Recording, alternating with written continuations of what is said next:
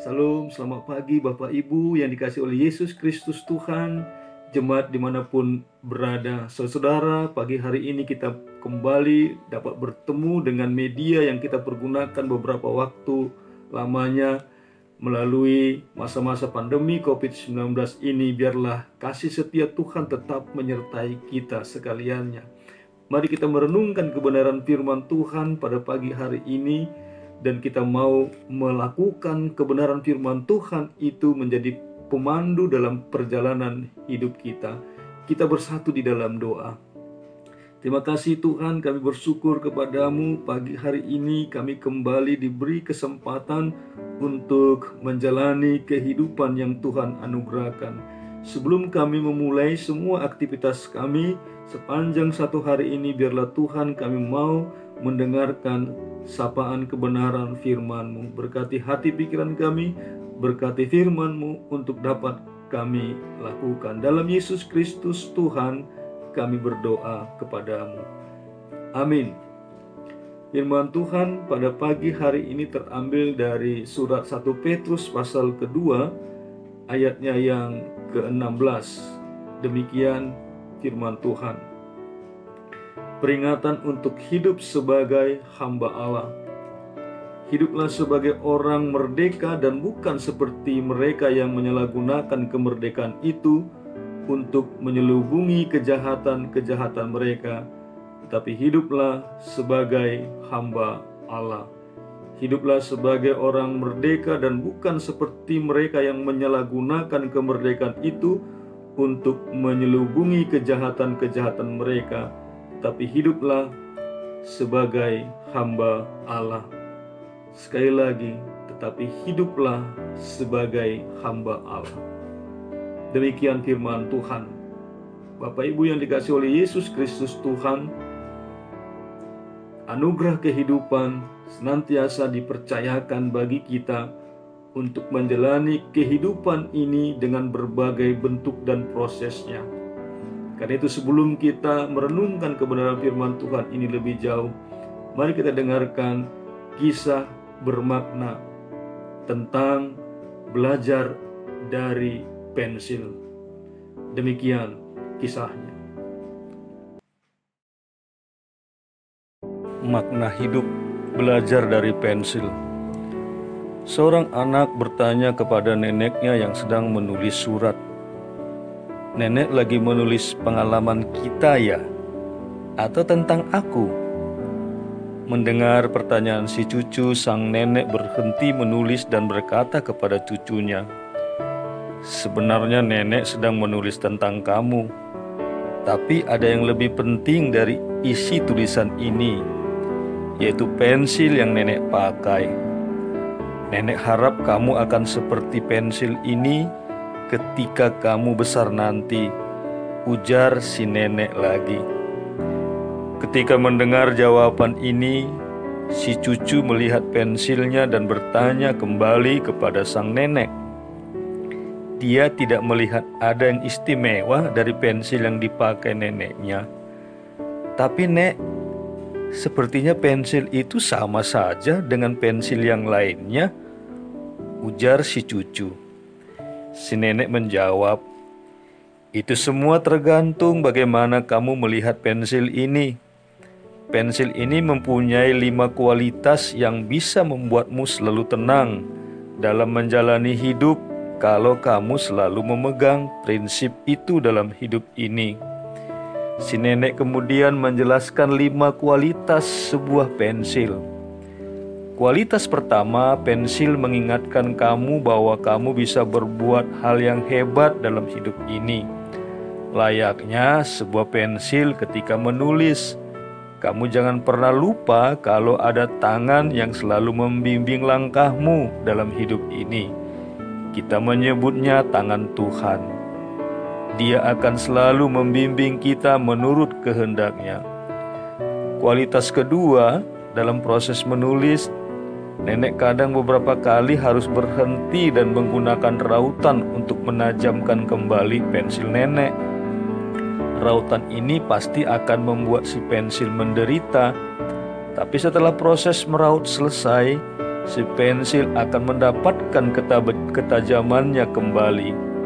Begitu juga dengan kamu.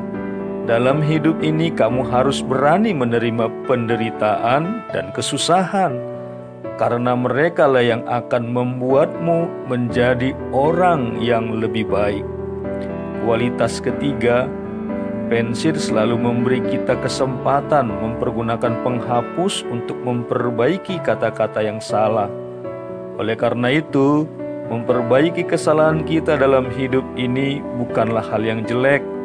Itu bisa membantu kita untuk tetap berada pada jalan yang benar.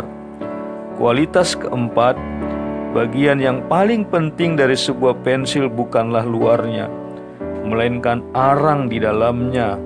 Oleh sebab itu, berhati-hatilah selalu dan sadarilah segala sesuatu dalam dirimu.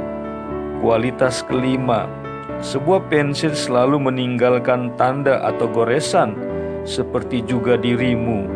Kamu harus sadar kalau apapun yang kamu perbuat dalam hidup ini akan meninggalkan kesan.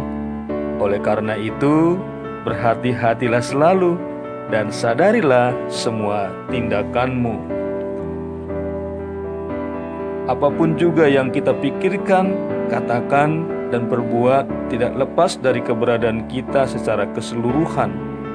Oleh sebab itu, jangan pernah melupakan apa yang Tuhan kerjakan dalam hidup kita. Sudahkah kita menyelaraskan diri kita dengan kehendak-Nya? Mari kita renungkan. Demikianlah makna hidup. Kita dapat belajar dari pensil, sebagaimana seorang nenek yang menceritakan kepada cucunya 5 makna kualitas pensil dalam kehidupan. Biarlah kisah ini membawa kita lebih jauh untuk memahami makna kehidupan kita sebagai orang-orang percaya di tengah-tengah dunia ini.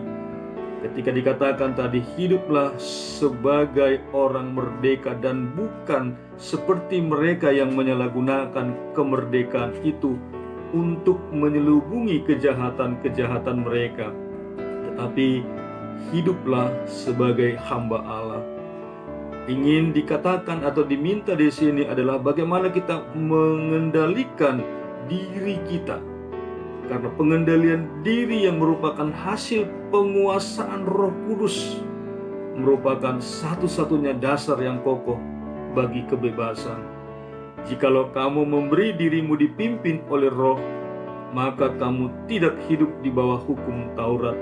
Galatia 5 ayat 18. Karena itu hiduplah sebagai hamba atau budak Allah. Artinya orang yang dikuasai sepenuhnya oleh Allah merupakan orang yang merdeka dalam arti yang sesungguhnya. Allah kemudian mengerjakan di dalam diri orang tersebut kerelaan untuk melakukan kehendak-Nya. Inilah yang ingin dimintakan dalam proses kehidupan kita. Kita mempunyai kualitas yang sungguh-sungguh berarti dalam hidup dan kehidupan kita sebagai orang-orang pilihan Allah, dipimpin oleh Roh Allah, dipimpin oleh Roh Tuhan di dalam setiap proses-proses kehidupan kita ini, sehingga kualitas kehidupan kita ini semakin hari semakin dapat dinyatakan dan diwujudkan. Kualitas pertama, kualitas kedua, kualitas ketiga, kualitas keempat, dan kemudian kualitas kelima. Bagaimana pensil itu memberi arti, memberi makna dalam kehidupan kita. Demikian juga karya pekerjaan Roh Kudus Tuhan yang akan kita rayakan dalam pencurahan Roh Kudus pada Pentakosta di hari Minggu yang akan datang ini. Biarlah kita menyerahkan hidup kita sepenuhnya, dipimpin, dikuasai, diarahkan, dituntun oleh Roh Kudus Tuhan yang bekerja memerdekakan kita untuk menjadi hamba-hamba Allah, milik Allah seutuhnya di tengah-tengah kehidupan kita ini.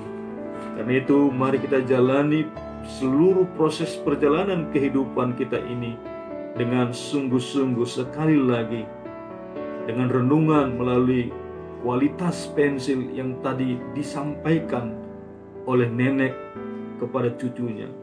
Apapun yang juga kita pikirkan, kita katakan dan perbuat, tidak lepas dari keberadaan kita secara keseluruhan.